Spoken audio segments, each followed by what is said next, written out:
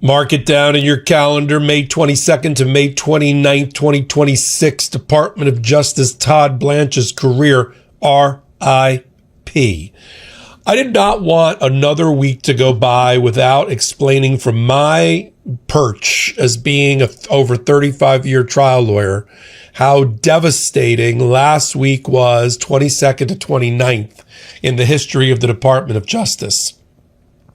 And I don't know how Todd Blanche or any attorney general would survive such epic losses all across the country, in Tennessee, in Florida, in the District of Columbia, in the Eastern District of Virginia, and let's throw the Northern District of Illinois in there just for good measure.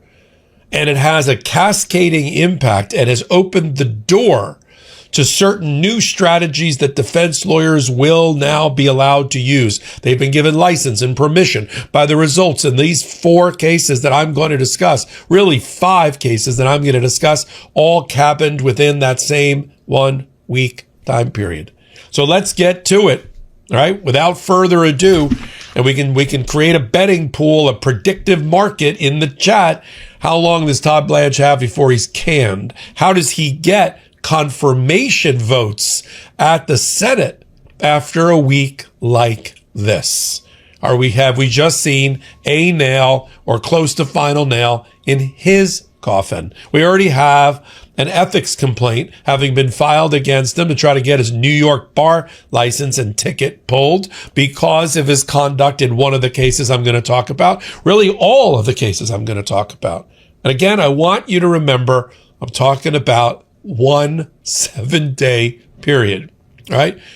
Fireworks aren't usually fired off at Memorial Day, but they were against the corrupt Department of Justice. And everything I'm going to talk about, just to make this a teachable moment, a TED Talk meets a law school class, all stems from certain decisions made and conduct of the Department of Justice observed by judges since the last 19 months.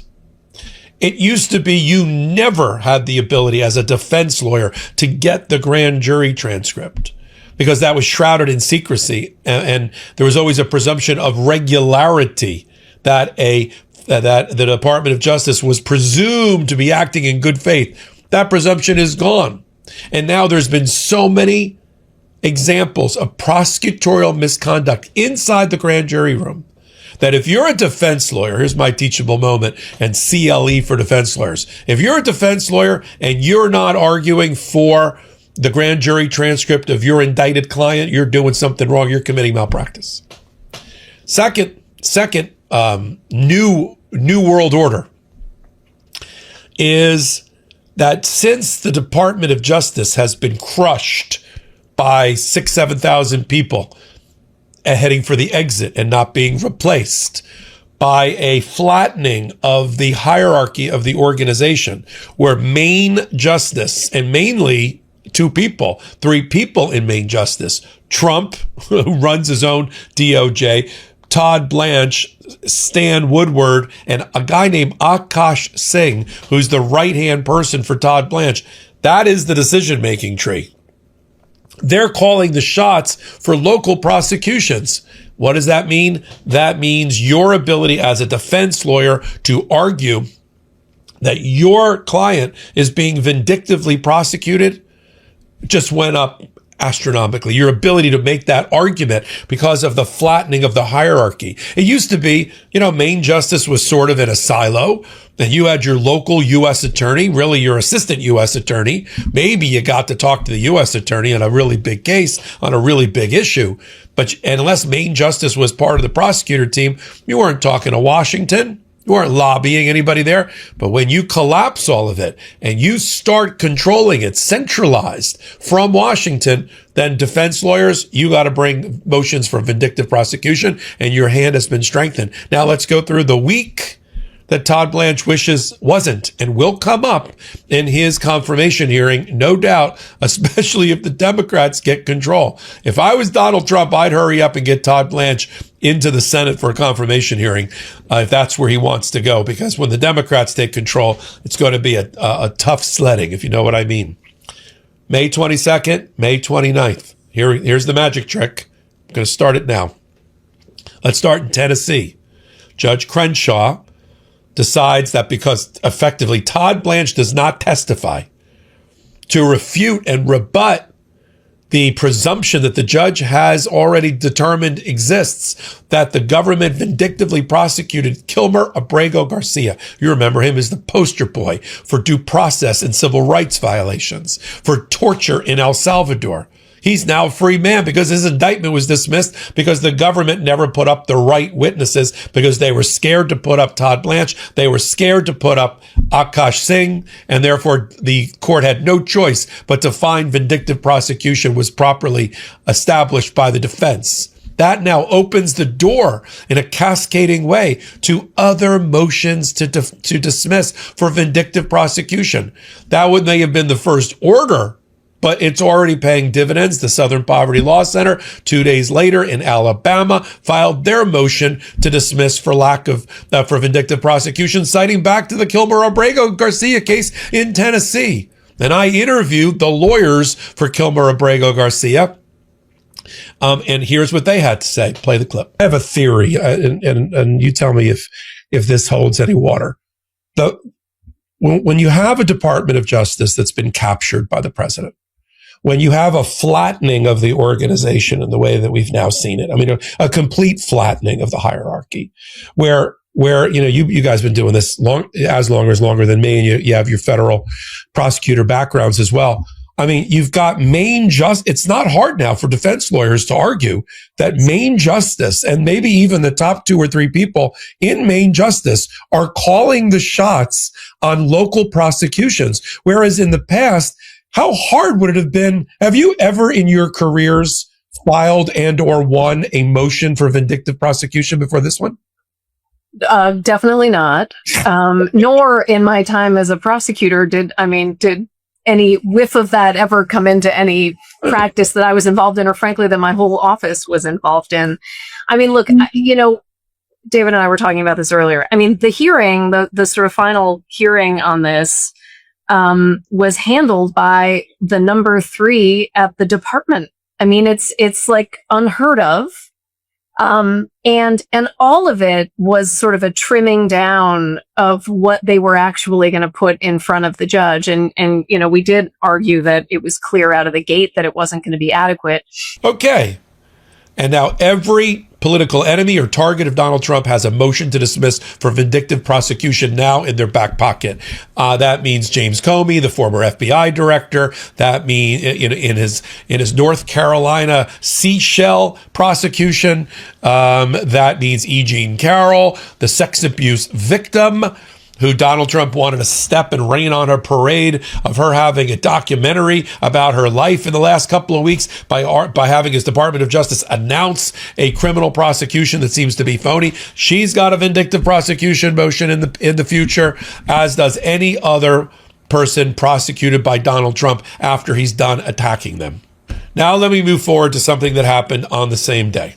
Judge Brinkema, Eastern District of Virginia, on a lawsuit brought by our friends at Democracy Forward, she blocks the anti-weaponization fund, the $1.776 billion fund, until at least June 12th while she gets briefing in. But she has blocked it from being established, being operated, a commission being appointed, funds being distributed to anyone, including all you Jan 6ers with your hundreds of millions of dollars of claims that are lined up. That was brought by Democracy Forward. And I talked to the lawyers for Democracy Forward and its founder, Sky Perryman, about the interaction or the interrelationship between what's going on in the Senate, what's going on in Miami with a case there that started the settlement and the fund in front of Judge Williams, and her case. And here's what she had to say. Play the clip. And then, of course, back in the Florida suit where we filed, and you and I talked about this amicus brief that we filed on behalf of former government officials, both Republican and Democratic, a bipartisan group that outlined all the things the court could do, including appointing specific neutral amici to come in, which the court was doing and was handling. Those briefs, as you'll recall, said, we don't think you have jurisdiction here. And immediately before the court could even act, the president seeks to dismiss his claim because he knew he was going to lose there. So yesterday, I think you're going to talk about this later today, or earlier this week, there was a filing on behalf of 35 judges back in that Florida case saying, like, take a look at this. This wasn't really valid. So this is the kind of thing that should be mired in litigation. It is mired in litigation, but it's also the kind of thing that every single American, you don't have to be a lawyer, you don't have to be a politician. This should be off limits. I mean, this is rank corruption. And I think that that's what you hear people expressing to their elected representatives, expressing in the streets. We're seeing. Look, magnesium, it's something most of us lack. And if you're taking that drugstore variant, you're still not getting the full picture. Industrial farming, chronic stress, and everyday aging all make it worse. Most supplements only use one form of magnesium, but magnesium comes in many forms that support your body in different ways. That's why you need to try Qualia Magnesium Plus. It combines 10 bioavailable forms of magnesium with more than 70 trace minerals for comprehensive full spectrum support. Sleep deeper, think sharper, recover faster, support muscle strength, a steadier mood, and balanced energy metabolism. It's not just a sleep supplement. Oh no, it's a full body magnesium system built for modern living so you can feel your best every day. Since adding Qualia Magnesium Plus to my routine, I'm feeling easier recovery from workouts and a calm, more centered wind down at night. It's been a supportive addition to my daily wellness routine. Experience the most trusted magnesium for purity, potency, and performance. Plus, it's non-GMO, vegan, and gluten-free, making it a choice you can feel good about. Go to qualialife.com/legalaf for 50% off. And here's a bonus. Use the code LegalAF for an additional 15% off your order. That's QUALIA life.com/legalaf and then use code LegalAF. Thanks to Qualia for sponsoring this episode. Now, let's move same day to that was Eastern District of Virginia. Let's move to the District of Columbia with Judge Chris Cooper. Chris Cooper, in a 94-page opinion, blocks many things about the Kennedy Center. One, he permanently blocks and calls for the removal of Donald Trump's name from the top of the center. In a scar of the legacy, the only living memorial to JFK in D.C. will no longer bear the name Kennedy, according to Judge Cooper. He also got the ex officio member, Congresswoman Beatty, back onto the board as a voting member for consideration of all things that impact the Kennedy Center. He also stopped preliminarily for now the closure announced by Donald Trump, likely because he's embarrassed because just like his birthday party, nobody wants to perform at the Kennedy Center while Trump is president. Well, I'll close it down for the next 2 years while I'm president. Right. Because any link between the 2-year period of time they were going to close for repair and Donald Trump's presidency. And Judge Cooper said, no, you're keeping it open until you do you do better fact finding, more prudent record keeping about that issue. Then we get, these are all bombshells. This would bring down any attorney general in any other era, any one of these things. But let's go to Judge Williams. Why not? She heeds the advice and the request of 35 former federal judges who asked her to reopen the IRS case that Donald Trump filed against his own agency, who he then used in a phony way in an illegitimate lawsuit to settle in bad faith a case through the Department of Justice, who has no power to settle a phony claim, to set up the fund, and to wipe away 16 years of audit and tax liability for Trump and his family. And Judge Williams says, based on the filing, I'm going to reopen the case. I want to know by next week, in a filing by Trump, this is Trump in private capacity and his lawyers, did you deceive the court? Did you commit a fraud on the court? Is your settlement and trying to take it away from the court a fraud on the court? Is the settlement document deceit and fraud on the court? And should I be sanctioning people as a result? If she finds that that the case had no merit, therefore the Judgment Act or judgment fund that the Department of Justice used to set up the account for the almost $2 billion is illegal, then that you pull the pin on the whole argument and the whole fund collapses. So we're going to watch carefully what happens with Judge Williams there in my backyard of Miami. And we're not done.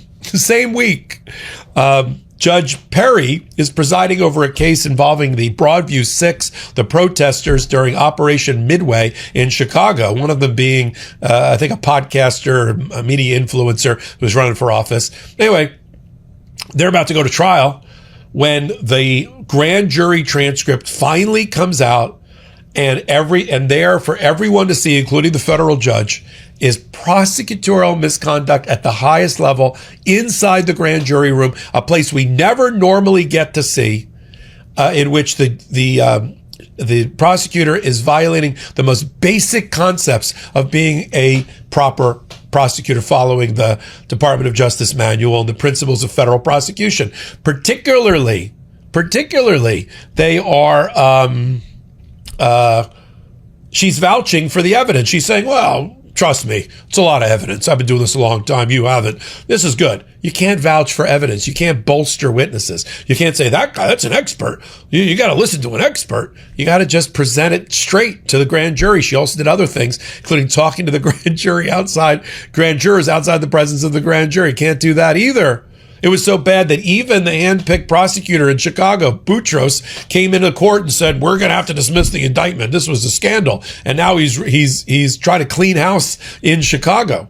The reason that's important is not just because Judge Perry made a statement that she's open to award sanctions against the Department of Justice and the prosecutors there for misconduct, the most egregious she's ever seen, she said, but because it's now, I think, pinned down Boutros to stop him from going after E. Jean Carroll, because the DOJ let it leak out that they were going after E. Jean Carroll, the person who was adjudged to be a sex abuse victim by 9 federal jurors in New York, because she's got a new documentary out. In the same week, you hear, DOJ is investigating whether she lied under oath to Alina Habba about a question about who's paying for her legal fees. I don't know, Reid Hoffman from LinkedIn gave her lawyer a fund to use to defray costs for certain of her lawsuits. Who cares? Doesn't mean she wasn't sexually abused in a dressing room by Donald Trump. What does it matter? And she was cleared of any wrongdoing about her testimony by the federal judge, Judge Kaplan, and by the Second Circuit Court of Appeals. This is not going to help Donald Trump. He just did it to crap all over her. And when they went back to Boutros and said, hey, tell us about E. Jean Carroll and whether you're prosecuting her out of Chicago. He said, I'm not prosecuting her out of Chicago. I think it's related to they are now inflamed in scandal in Illinois, in Northern District, and he's not taking on that hot potato anytime soon. So that's some of the dividends that are being paid here. You take that body of work, you put that in front of the Senate confirmation hearing for Todd Blanche, he's going to be flamed alive. It's going to be a live autopsy. First time in history. You know, you've already got Pam Bondi also last week, but even behind closed doors, she threw Todd Blanche under the bus and said, it's a big agency. I didn't follow everything about the Epstein files. Todd Blanche, my right hand, he did. Talk to Todd Blanche. Okay. At the same time, you got a bar complaint filed against Todd Blanche because of what he did in the vindictive prosecution case of Kilmer Abrego Garcia to pull his law license. That's a week. It's not a week. That what I just described should be legal AF for an 6-month period or maybe a couple of years, not a week. I didn't want another week to go by without telling you the historic importance of it and its impact on Todd Blanche's career. I'm Michael Popok. Where are you? You're on the Midas Touch Network. You're on Legal AF. Take a minute, hit the free